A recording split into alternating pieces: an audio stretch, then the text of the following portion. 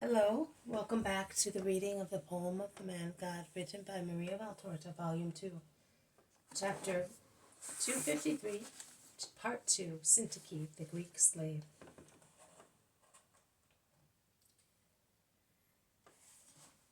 The story continues. When the noise of the hooves and of the wheels and the lamp hanging from its roof announced the arrival of the heavy closed wagon, those waiting for it come up from the river bank, where they certainly had their evening meal, and come onto the road. The wagon comes jolting to a stop on the edge of the rough road, and Peter and Simon come off it. They are immediately followed by an elderly woman who runs to embrace the Magdalene, saying, "I did not want to delay one moment to tell you that I am so happy, to tell you that your mother is rejoicing with me, to tell you that you are once again the fair rose of our house, as when you used to sleep in the cradle after I had suckled you." And she kisses her many times. Mary weeps in her arms.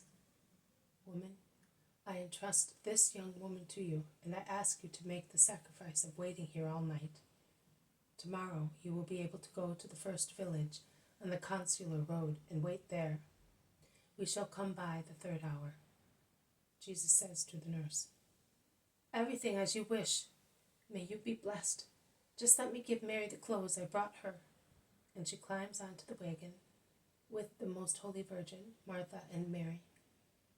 When they come out, the Magdalene is dressed as we shall always see her in future.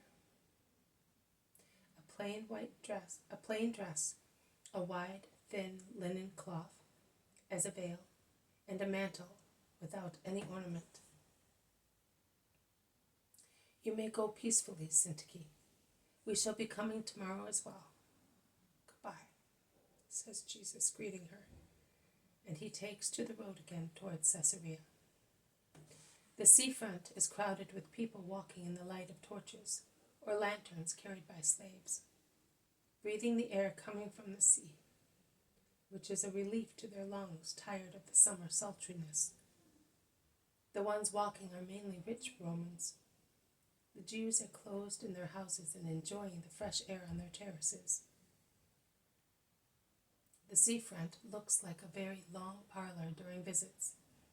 To pass there means to be examined closely in every detail. And Jesus passes just there, for the whole length of the promenade, ignoring those who watch him, make comments or deride him. "Master, you are here at this time?" asks Lydia, who is sitting on a kind of armchair or little bed which slaves have brought for her to the edge of the road, and she stands up. "I am coming from Dora, and I am late. I am looking for lodgings. I would say to you, 'Here is my house,' and she points at a beautiful building behind her, but I do not know whether—" "No, thank you. I cannot accept. I have many people with me, and 2 have already gone ahead of us to inform some people I know. I think they will give us hospitality."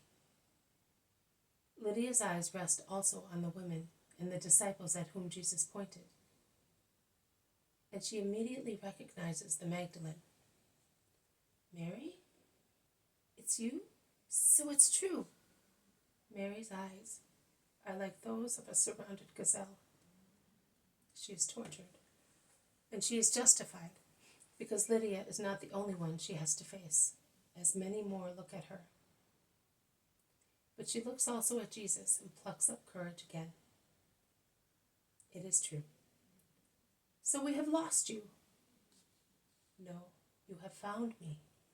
At least I hope to find you again one day, and in a better friendship, on the road that at long last I have found."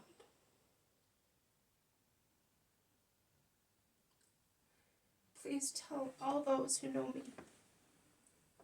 Goodbye." "Goodbye, Lydia. Forget all the evil you saw me do. I ask you to forgive me." "Mary, why are you lowering yourself? We have led the same life, the life of rich, idle people, and there is no No, no, my life was worse, but I have come out of it, and forever. Goodbye, Lydia. The Lord cuts short, and he directs his steps towards his cousin Judas, who is coming towards him with Thomas. Lydia keeps the Magdalene back for another moment. Tell me the truth, now that we are alone. Are you really convinced? Not convinced. Happy to be a disciple. I regret one thing only. That I did not meet the light before, and that I have been feeding on filth instead of being nourished by it. Goodbye, Lydia. Her reply sounds clear in the silence enveloping the two women. None of the many people present speak any more. Mary turns round and makes haste to reach the Master. A young man stands on her way. Is that your last foolish action? He says, and tries to embrace her. But half drunk as he is not successful.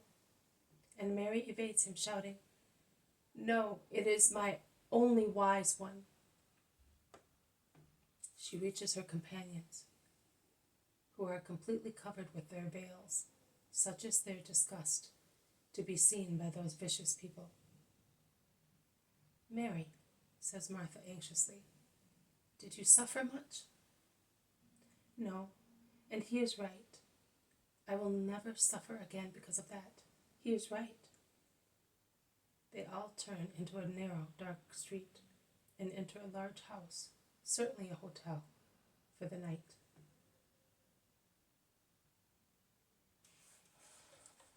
This has been a reading from the poem of the Man God, written by Maria Valtorta, Volume 2, Chapter 253, Part 2, Syntyche, the Greek Slave.